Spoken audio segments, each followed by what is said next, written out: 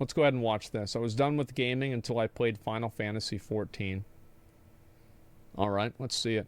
This guy has 198 subscribers.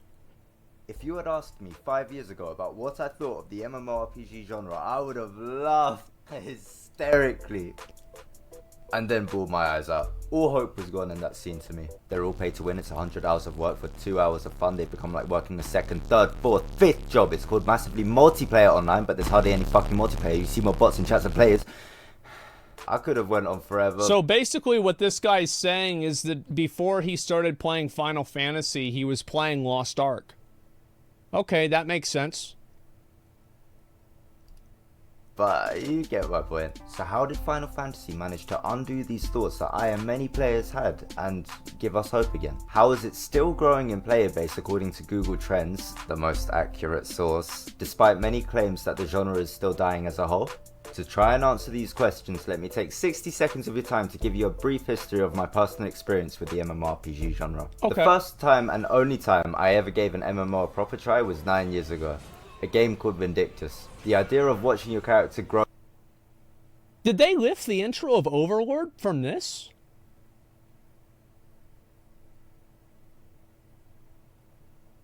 Look at that. Bro, I played this. Yeah, look at that. That's like the same as the intro for Overlord. What the fuck? Easy yoink, yeah. With whatever class you picked up and eventually joining a guild to take Overlord on the big really? boss monsters sounded fucking live. Shortly after the agonizing but exciting 3-hour download, I booted up the game, both intimidated and excited. Spending the next couple years no lifing it. But one day I realized, where did the people go? There are no more people. I didn't even notice there was no more people. Playtime, this is my second account to retry the game. My old one, no, I'm not reinstalling. I mean, 25 hours is a good amount, sure. Till there was no more people. With it, the dream of feeling belonging in a guild with my flashy diamond armor was gone. I ended up leaving to never return. Still wanting to replicate the thrill of Vindictus, I jumped onto other games. A few examples of other MMOs I've tried either went to shit real quick or just outright died on me. So I started no-lifing Overwatch. Oh. No wonder he was gonna quit gaming. Yeah, that makes sense. And that was that. Ha ha ha, that game went to shit too. Shut up, bro. I've got to say, I think that Overwatch 2 is pretty good. I think Overwatch 2 is a lot better than I ever played Overwatch 1 at, okay? Imagine over the years many other players experienced something similar to me. Playing an MMO feels different to other games, and making the decision to leave an MMO for good feels kinda tough. I feel like, I don't know why everybody always has to go and make a decision about quitting a game. Whenever there's just a day that I don't log on the game anymore because I don't feel like it. Until maybe, like, in the future, maybe I'll log on again. Yeah, I've never made a decision to quit a game. Every decision that I ever make to quit a game usually ends up... I'll come back to it later on, right? Well, I've uninstalled Overwatch like 7 times or something. I've uninstalled... I remember there was a day that I uninstalled... It was either Path of Exile or Dark Souls 2, like you guys can see. It could have been either one of them. I uninstalled and reinstalled that game 3 times in one night, okay? I don't... Yeah, you don't have to make a decision on this kind of stuff. You just stop playing if you don't like it. Jump King? Yeah, I didn't like the game. Yeah, I stopped playing it. Yeah, I mean, maybe one day I'll play it again. I don't know. It's not like I've severed the connection. I just didn't really like the game that much. That's all. About growing with the character you're leveling, gazing at the rare collection of weapons and cosmetics you've earned from boss fights, navigating your way through different areas, watching social cliques inside the game chill with one another. The list goes on, and the thought of having all of that stripped away from you because of a clumsy company decision can make you feel cheated. It's not like this is a rare case either. Take any MMO game, feed it to the machine of Google Charts and search up what updates the game had on the dates where the searches start to decline. It usually leads to the same thing. The community starts dwindling little by little when they feel that the devs have done something that basically confirms they are disconnected from the audience, showing that they are... To be fair, Black Desert's doing pretty well. Like, if you look at this right here, like, this is a pretty decent graph. Like, I mean, yeah, whenever the game came out, it was at the high point. But, I mean, maintaining this much, yeah, it's not that bad, in all things considered.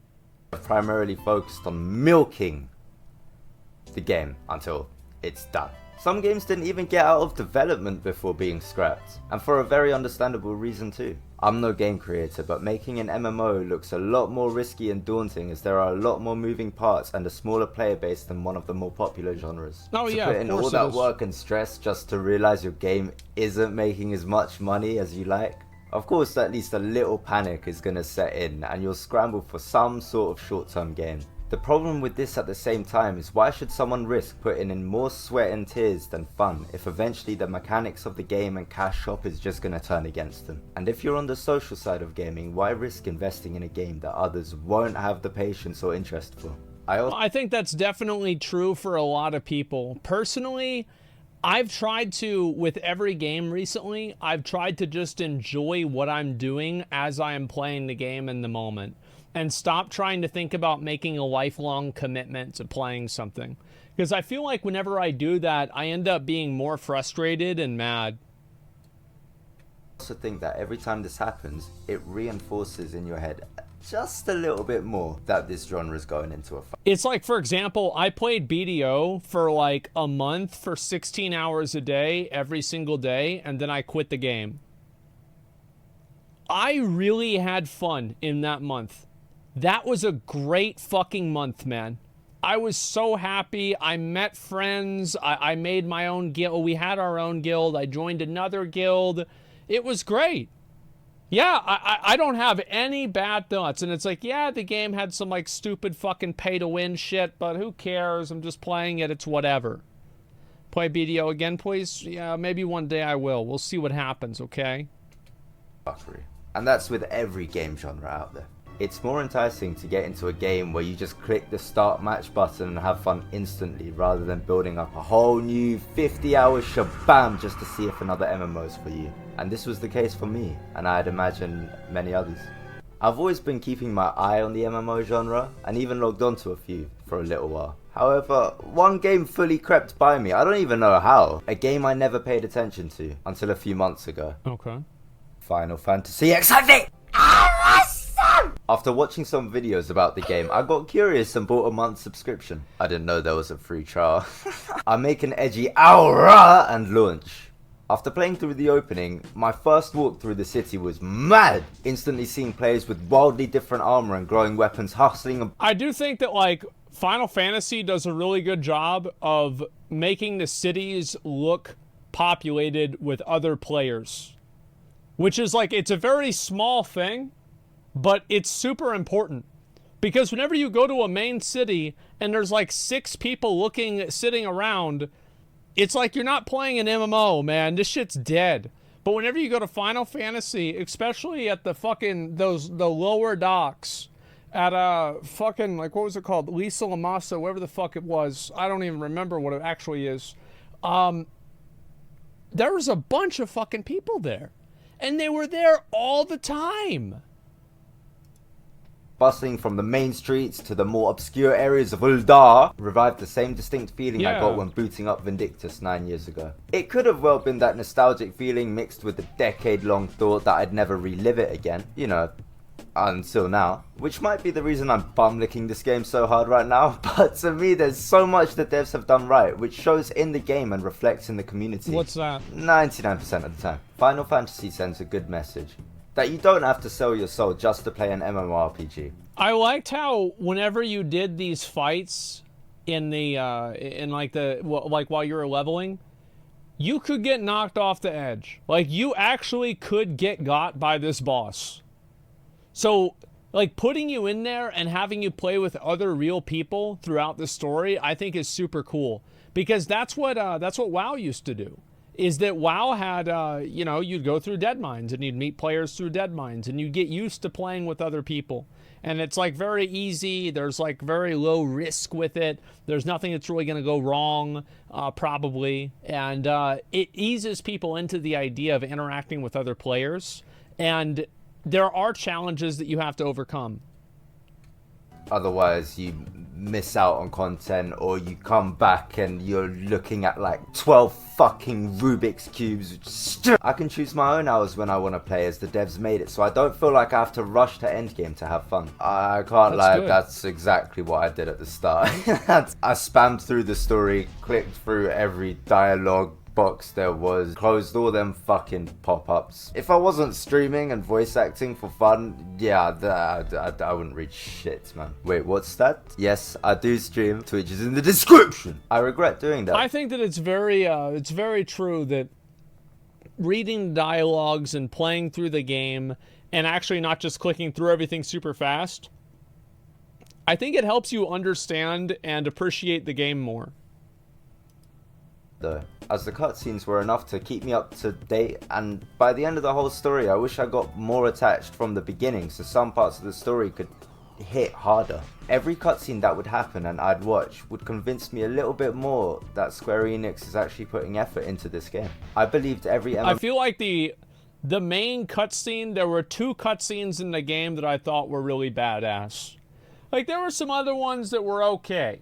But the 2 that I thought were fucking amazing, like, I will always remember these cutscenes, is like, number 1, where you go up to like that crashed ship and you talk to Midgardsormr, the dragon, after you defeat like the spirits, and he's like fucking talking to you like telepathically, and yeah, it's like there's that one, and then also the last cinematic, the like full CGI cinematic of the coils at the very end of it.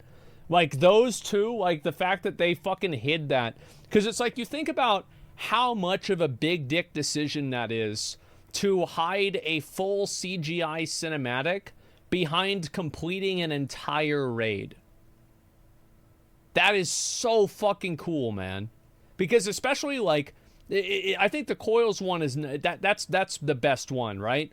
Because the entire premise of the game is built around something that wasn't even really entirely true. Like, you only got like half the story, and the fact that you don't even finish the other half of like what the fuck really happened here until the end of the first raid is such a it's such a risky decision, but I think it's perfect. I love it. Yeah, those were the best 2 ones for me. I loved it. The most way to keep new players and get them attached to their game was to rush them into endgame as fast as possible. To be honest, I don't remember exactly how or why my narrative of bum rushing to level cap changed. It changed before I even got hooked onto the story, which was like level 45. I'll put money on this. I've spent well over 20 to 30 hours just AFKing, looking at players, or chasing birds, or finding sharks, than actually playing the game. All of it just feels fun and alive. I have recently heard that the devs... I think the word alive is really what matters, is that there is nothing that is more depressing than playing an MMO that's dead. Playing a dead MMO is so fucking sad. You log on, there's nobody on. Like, I remember I logged on to New World on my dead server, and nobody was in trade chat. There was like just some random level 38 guy. Oh, where'd everybody go? Oh, where'd everybody? Who wants to do Starstone Expedition? Anybody want to do it? No, I guess everybody's asleep. Well, check tomorrow. It's sad, man.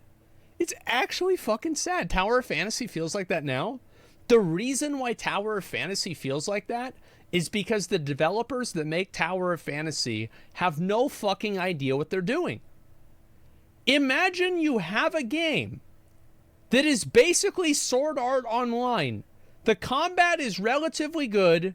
You have the anime booba down, and you can't fucking manage to have a cohesive world with other players. You should,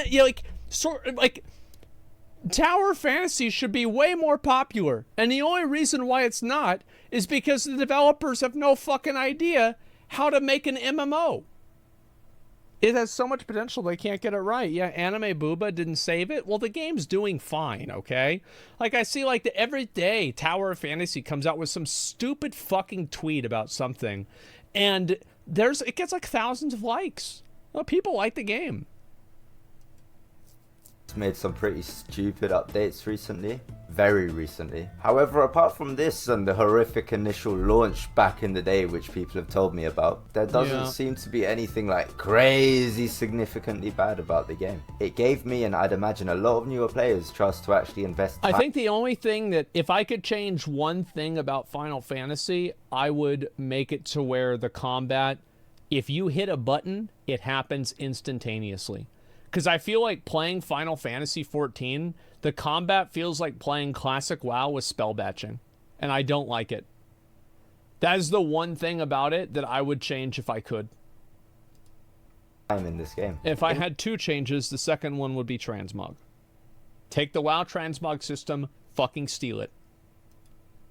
Whatever they wanted to do, raiding, PvP, fucking off to the gold saucer to press left click at the right time, building mastery, it's all there. It's all relatively accessible, and once again, it's all alive. With the note on the gold saucer bit, I've literally been doing this since I beat Pre: A Realm Reborn, but I'm calm with it. I've heard many good things about the expansions, which leaves me to think that instead of their model being a pay a subscription to fucking pay another annual subscription, otherwise you get fucked over, it's more like pay a subscription and the money they get will be gifted back to you as a player in the form of a new story, new content, new. Well, I think that's always the premise with these MMOs, is that you give them the money for subscription or for microtransactions, and then they make more game. I think that's a pretty fair system, right? You give us the money, then we make the game. You give us more money, we make more game. I don't know. It makes sense.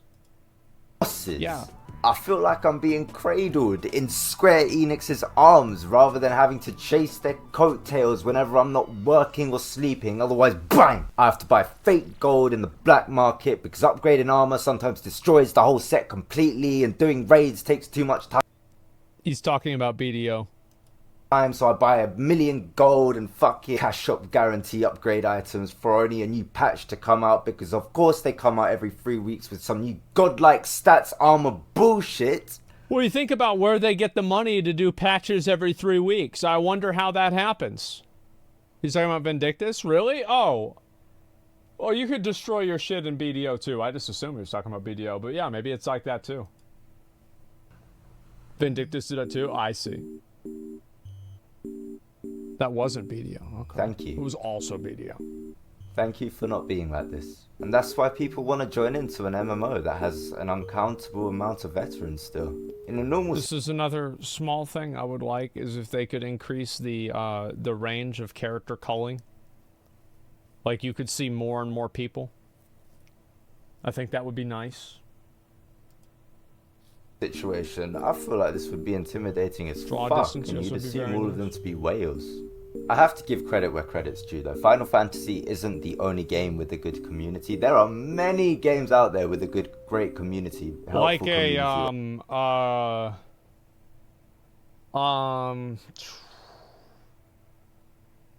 okay, so, fuck, okay.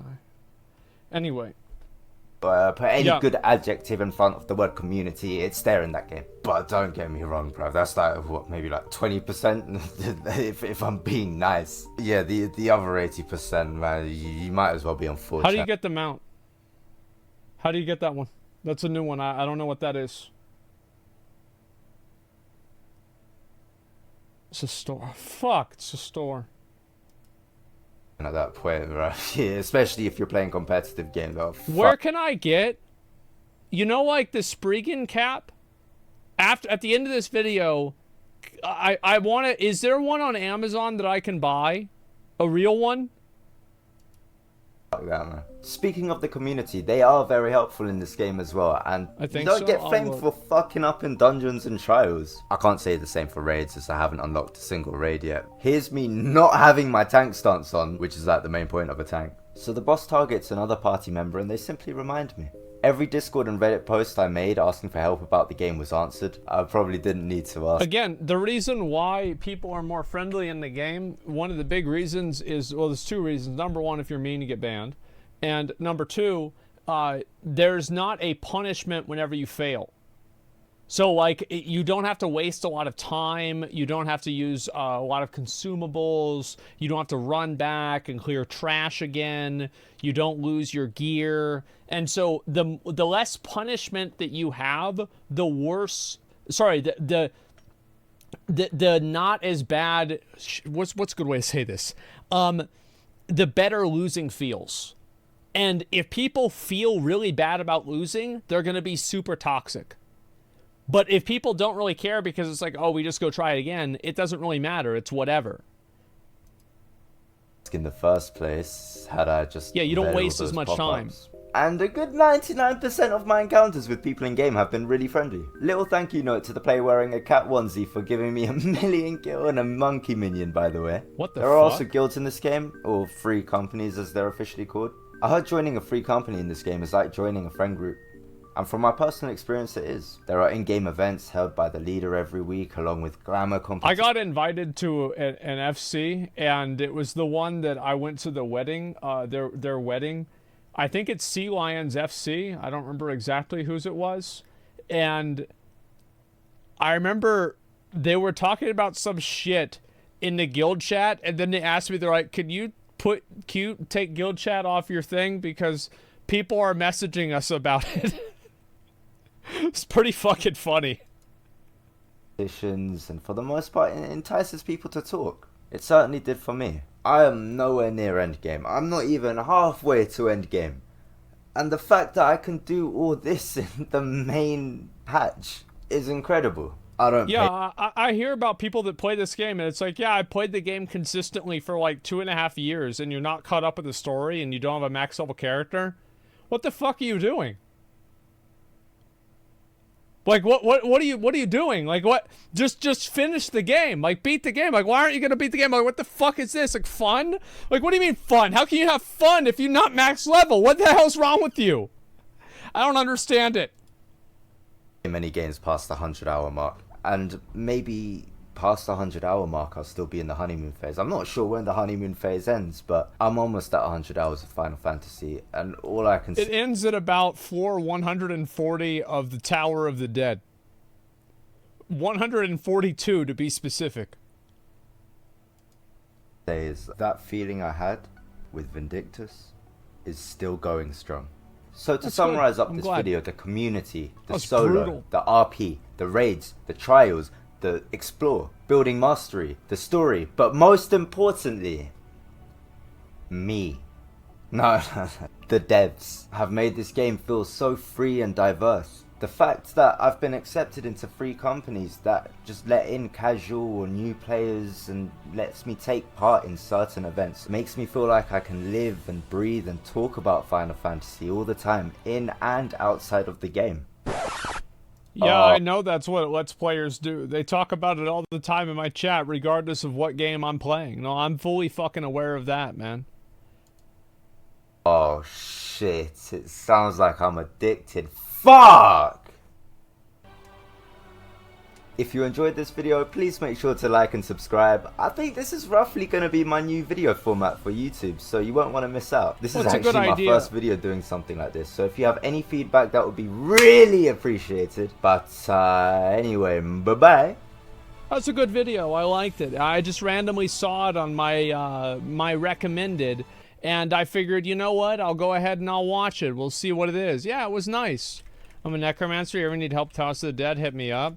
Bro, I just need to do it. Like, that's the problem. I need to do it and just get more experience. Like, that's really all there is to it.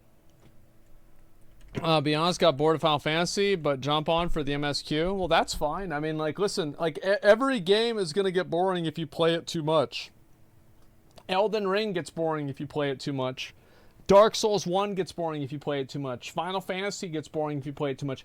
Any game is going to be like that. Like, you don't want to have to make, like, you don't want to put that responsibility on a video game and say, you are solely responsible for making me happy. That's too much, man. Way too fucking much. There's a lot of pitfalls and trips that made one easier at 190. 199 wipe. That's fucking brutal, man. I've looked up a lot of stuff about Palace of the Dead. Like, I have spent a long time researching it and everything.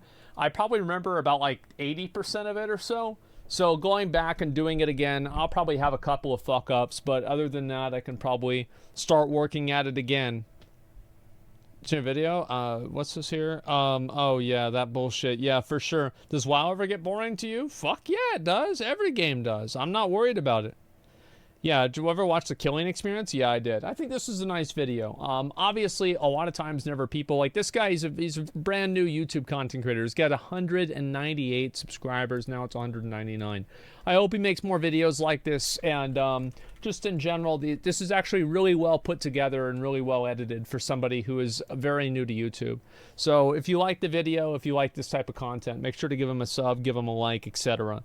What job are you doing Palace of the Dead? Machinist, because people said it was the best. Straight up. Like, that was the reason. The people said it's the best one. I thought about also doing it on Warrior, because people said Warrior was like the third best. But, I don't know. Metaslave? Well, yeah. I mean, it's not Metaslave. It's just really good. I originally played Red Mage, and then I finally got up to like 150 plus. And the mobs were just doing so much fucking damage. I was doing a bad job, like, managing my heals and my damage at the same time. And I just saw one time, there's this other guy I was playing with, his name was Jason, and he soloed one of the Anzu birds. And I was like, I'm playing the wrong class. Okay, I'm done with this. Like, yeah, fuck this. Like, yeah. It's not. I'm not gonna.